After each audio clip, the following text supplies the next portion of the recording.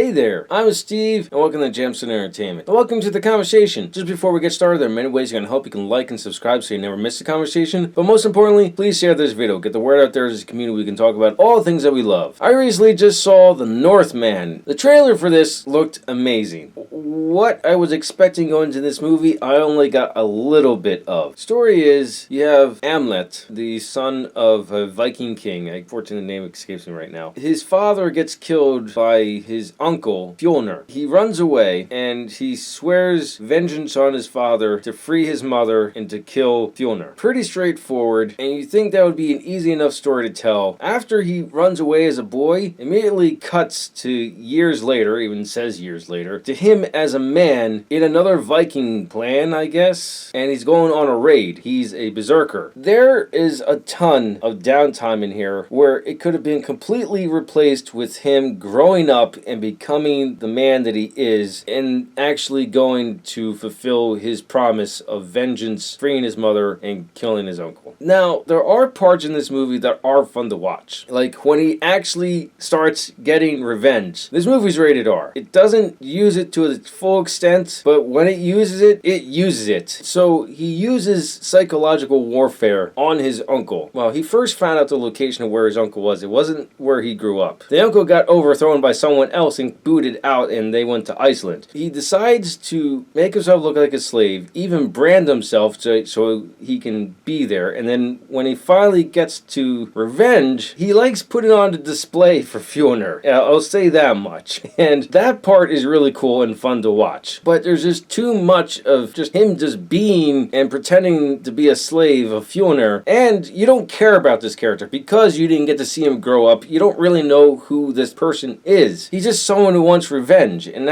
we've seen a million of those movies before. Unfortunately, the other characters' names I don't remember, but Anya Taylor-Joy's character, I think she could have been completely written out. In the trailer, well, she says it here too. She says something along something like, "You can destroy their bodies, but I can destroy their minds," something like that. And she's talking of like witchcraft and stuff like that. And this movie does a good job where everyone in the movie does believe in Odin and all the other gods. They believe all that. But some people also know about psychedelics. I mean, they don't use that term, but they know what certain mushrooms can do to you because they show some rituals and ceremonies, especially of Amlet becoming a berserker. They go through that. So they know not everything is done by the gods per se, but not everyone knows what the effect of mushrooms will have on you. They use that to their advantage as well, which is really cool. But a handful of good scenes in here and some good ideas, but the rest of the movie just isn't enough to prop it up. I would just give this movie a pass. Those are my thoughts on Northman. Let me know your thoughts in the comments below. If you like what you saw, like it. If you think other people like it, share it. If you really liked it, hit the subscribe button. Thank you for watching and live your imagination.